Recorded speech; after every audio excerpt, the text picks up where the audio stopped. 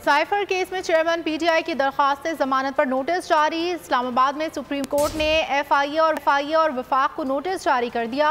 अदालत ने दरखास्त जमानत पर समाअत गैर मुअय्यना मुद्दत तक मुलतवी कर दी है। मज़ीद तफसीलात जानेंगे बोल न्यूज़ के नुमाइंदे जुल्करनैन इकबाल से। जी जुल्करनैन।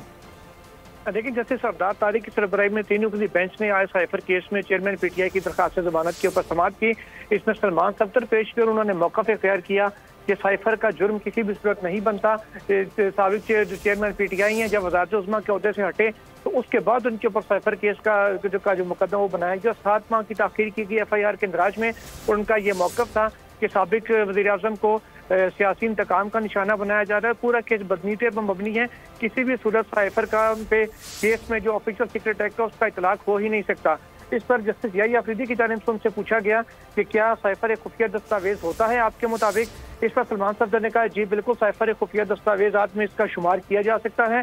फिर जस्टिस याही अफरीदी ने उनसे पूछा कि क्या ये जो मुल्जिम है साबिक चेयरमैन पीटीआई, उनकी जानिब से दिखाया गया था ये किसी को। इस पर उन्होंने कहा कि साइफर को खुफिया दस्तावेज को किसी को नहीं दिखाया गया। जस्टिस सरदार तारिक ने कहा कि अगर कोई खुफिया दस्तावेज को लहरा कर कहे कि इसमें यह बात लिखी है तो क्या इससे जुर्म का इर्तिकाब होगा या नहीं। सलमान सफ्दर की जानिब से मौक़िफ़ इख्तियार किया गया कि वो कागज़ कौन सा था। इस हवाले से बात आगे ट्रायल कोर्ट में जाके हम करेंगे। तमाम अदालत ने अब सेक्रेटरी दाखिला जो शिकायत कुनिंदा थे उन्हें एफआईए को और वफाकी हुकूमत को नोटिस जारी करते हुए कर दिया है। चेयरमैन पीटीआई के वकील की जानिब से ये सदा की गई कि जो मुकदमे की आइंदा समाअत है उसको जल्द समाअत करने के लिए उसकी तारीख मुकर्रर की जाए। तमाम अदालत ने ये सदा मुस्तरद कर दी और कहा कि इस केस को नॉर्मल अंदाज में ही चलने दें, इसको स्पेशल केस ना बनाएं। रजिस्ट्रार ऑफिस की आइंदा समाअत की जो तारीख है उसको मुकर्रर करेगा। उनकी जानिब से एक हवाला शाह महमूद कुरैशी के केस का भी दिया गया। कहा गया कि उनकी भी दरखास्त जमानत सुप्रीम कोर्ट में आ चुकी है। तमाम जस्टिस सरदार तारिक का कहना था वो दरखास्त क्योंकि आज अदालत के सामने मुकर्रर नहीं हुई थी, जब वो मुकर्रर होगी तब देखेंगे कि उस पर नोटिस करना है या नहीं। जस्टिस सरदार तारिक ने कमरा अदालत में मौजूद सहाफियों को मुखातिब करते हुए कहा जी जुल्करनैन इकबाल, आप भी हमारे साथ लाइन पर मौजूद रहिएगा। इमरान वसीम हमें ज्वाइन किया है, वो भी इस हवाले से इनसे हम डिटेल लेंगे। जी इमरान वसीम, बताइएगा साइफर केस से मुतालिक। जी बिल्कुल, आज जो साइफर केस की सुप्रीम कोर्ट में समाअत हुई है चेयरमैन पीटीआई की जमानत के हवाले से, इसमें एक बात का तो एतराफ़ किया है चेयरमैन पीटीआई के वकील सलमान सफ्दर ने कि ये ऑफिशियल सीक्रेट एक्ट की खिलाफवर्जी का केस तो बनता है, लेकिन मैक्सिमम जो सजा मुलजम की हो सकती है वो 2 साल की हो सकती है चेयरमैन पीटीआई की। और ये उम्र कैद या सजाए मौत का जो केस बनाया गया है ये सेक्शन का उन पे इतलाक नहीं होता।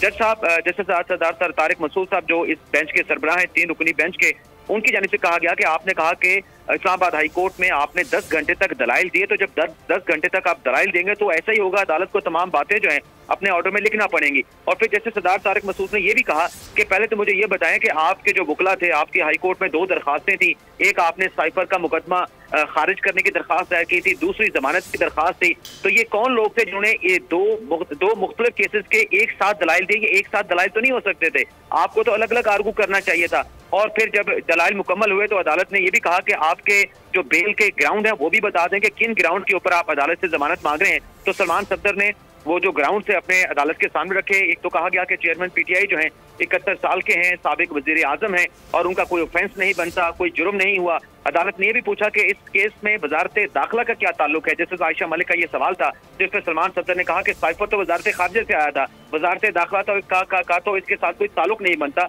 जिसके बाद अदालत ने दलाइल सुनने के बाद मुतलका जो फ्रीक हैं इसमें वजारत दाखिला कंप्लेनेंट है उनके सेक्रेटरी को जो यूसुफ खोकर है उनको नोटिस कर दिया है। इसके अलावा वफाक को अदालत की जानिब से नोटिस कर दिया गया है। इसके साथ साथ आज की समाअत में जो एफआईए के तफ्तीशी थे इस केस में, साइफर केस के, वो भी कमरा अदालत में मौजूद थे। जब केस आर्गो होना शुरू हुआ तो तफ्तीशी रोस्टरूम पे आए, जिस पे जस्टिस सरदार तारिक मसूद साहब ने उनसे पूछा कि ये शख्स कौन है, जिस पे बताया गया कि ये एफआईए का तफ्तीशी है। अदालत ने कहा कि इनको क्या नोटिस हुआ है, इनको किसी ने समन किया था।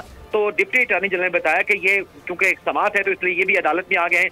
अदालत ने कहा कि जब हमने नोटिस नहीं किया तो फिर ही अपनी सीट पे बैठ जाए। जी ठीक है, बहुत शुक्रिया इमरान वसीम और जुल्करनैन इकबाल, आप दोनों ने हमें आगाह किया। सब्सक्राइब करें और बेल दबाएं ताकि कोई खबर रह न जाए।